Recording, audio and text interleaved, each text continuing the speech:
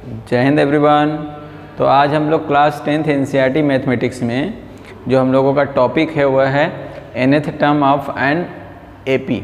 ठीक है, किसी भी अरिथमेटिक प्रोग्रेशन का nवां टर्म क्या होगा, क्योंकि हम लोगों ने इसके पहले जो है सीक्वेंस के बारे में स्टडी कर लिया है, फिर उसके बाद मैंने आप लोगों को सीरीज बताया, फिर उसके बाद मैंने आप लोगों को प्रोग्रेशन भी बताया। ठीक है, फिर उसके बाद हमने आपको टाइप ऑफ प्रोग्रेशन भी बताया। ठीक है, तो उसमें हम लोगों को सिर्फ एक ही प्रोग्रेशन पढ़ना है, अरिथमेटिक प्रोग्रेशन, जियोमेट्रिक प्रोग्रेशन और हार्मोनिक प्रोग्रेशन, ऐसे प्रोग्रेशंस होते हैं, हम लोग टाइप्स पढ़ लिए थे।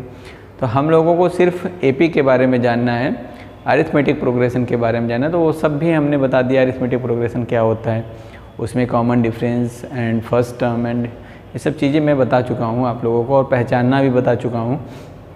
तो अब हम लोग जो है वह nth टर्म पढ़ेंगे, किसी भी अरिथमेटिक प्रोग्रेशन का nth टर्म क्या होगा वो हम लोग जानेंगे। ठीक है ना, तो चलिए देखते हैं।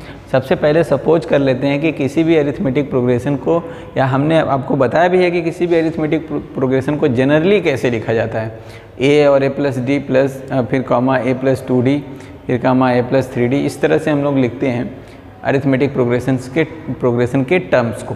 बताया गया। तो आप सबसे पहले सभी लोग हम लोग जानते हैं कि किसी भी अरिथमेटिक प्रोग्रेशन का पहला टर्म किससे रिप्रेजेंट किया जाता है, स्मॉल a से। Let the first term of an AP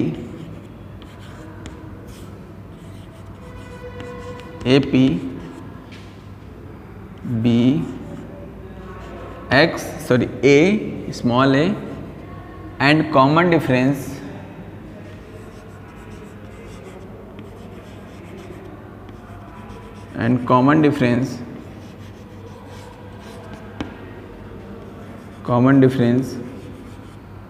b small d।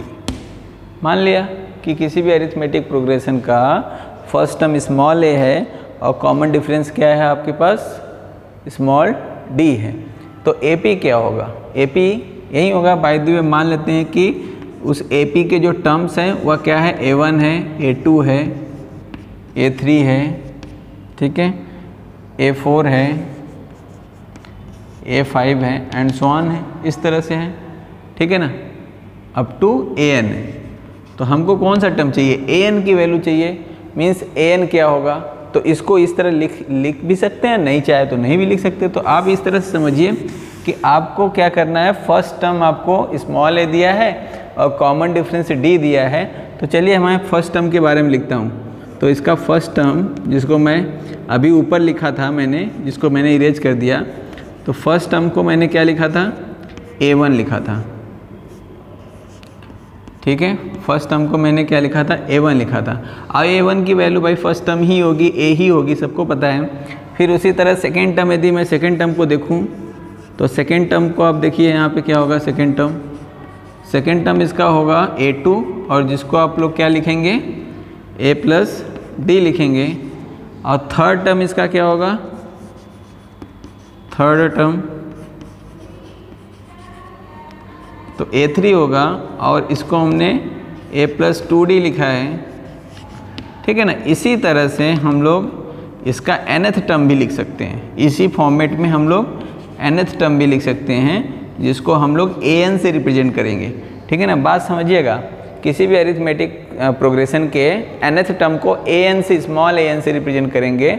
और भी सिंबल है, अभी हम बताएंगे। पहले यहाँ से देखिए ध्यान से, इस पैटर्न पे लिखना है, ध्यान से समझिएगा। इसको एक पैटर्न पे लिखना है। वो पैटर्न क्या है कि जैसे फर्स्ट टर्म है तो फर्स्ट टर्म को हमने स्मॉल a लिखा है, और स्मॉल a को हम लोग क्या लिखेंगे, इसको मैं a लिख सकता हूँ कि नहीं, a plus 1 minus 1 into D.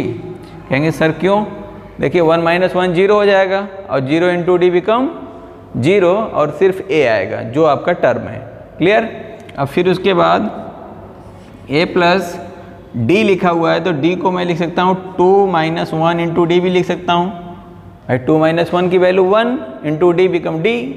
Okay, फिर उसके बाद आप लिख सकते हैं इसको a plus 3 minus 1 into D भी लिख सकते हैं, क्योंकि a प्लस 2d को 3 माइनस 1 इंटू डी लिख सकते हैं। तो इस तरह से आपका पूरा का पूरा टर्म देखिए। आप क्या, पहला टर्म 1 माइनस 1 इंटू डी, दूसरा term a plus 2 minus 1 into d, तीसरा term a plus 3 minus 1 into d, तो तीसरा टर्म है तो a plus 3 minus 1 into d है, तो nवां टर्म क्या होगा, a plus n minus 1 into d होगा कि नहीं।